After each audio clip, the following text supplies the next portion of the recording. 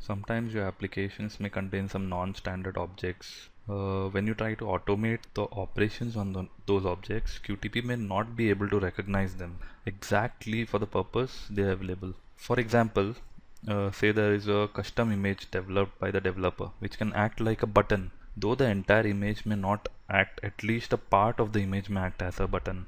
So QTP may just recognize such objects as images only. So what happens is, although you can click on that image and it will take you to a new page since it is acting as a button, like OK button or cancel button, but only a part of that image is working as a button. So what happens is when you use the object spy or you try to add the object in your object repository for that image, QTP will identify the object as image and not the not button, but we want it to identify as button since we want to perform operation on that image as a button. And sometimes it also happens that your application may have some special type of objects which QTP may not recognize, and when you record the operation or you use object spy, QTP treats them as Win object, as Windows object. So this Windows object is the same that is generated during low level recording, that is based on your coordinates, and when QTP is not able to identify the object. So in these cases, to deal with such cases, QTP has provided a feature known as virtual object. So what virtual object does is it teaches QTP to recognize any area of your application as an object by defining it as virtual object. So say for example, suppose this is my area, as you can see on the screen, 14, and 14 is supposed to act as a button, because when I click on 14 it takes me to some other page, but QTP recognizes it as image.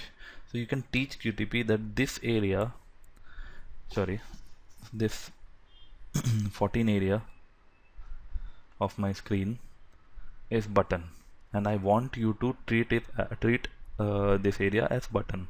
So you can instruct QTP to do that using virtual objects. So in this way I can assign any image to Win button or Web button. So we can assign any object to some other class using virtual objects by instructing QTP to do so. So how we go about is, first of all, we create a virtual object. We recognize the area which we want QTP to treat as virtual object, and we create that virtual object. And what QTP will do is it will store this information in virtual object manager. So virtual objects, when you record a test script that uses a virtual object, QTP stores the virtual object in object repository of the test script, the same way as it stores the regular objects. So when you run the test script, QTP uses the information in the object repository to recognize the object, virtual object. Now few things you have to notice. QTP doesn't recognize virtual objects during analog recording or low level recording. Okay, it has to be normal recording. And secondly, you cannot use object spy to recognize the virtual objects, because if we could recognize the virtual objects by using object spy, then there's no need of virtual objects in the first place. Because we cannot, there's some confusion, that is QTP cannot identify the actual object class. That is why we are using virtual objects. Now let's see how to create a virtual object.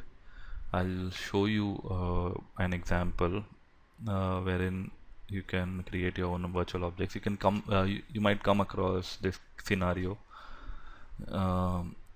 in practical, in my real times example. I can give you an example wherein I had worked in a SAP project wherein for a particular SAP GUI application, I had an image which behaved like a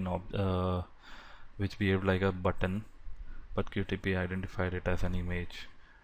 and in that case we could successfully use virtual objects and we could solve the issue. So it's not necessary that you'll come across this scenario on day-to-day basis, but um, once in a while when you come across this scenario, virtual object is something which can save you from the mess. So let's begin with the example. So before you actually record the virtual object in your object repository, before that we have to create the virtual object. So once the virtual object is created in the virtual object manager, then QTP we can use the record feature of QTP to record the object, and QTP will treat it as the object class which we have assigned, which we want it to. So I'll show you the steps. Go to tools.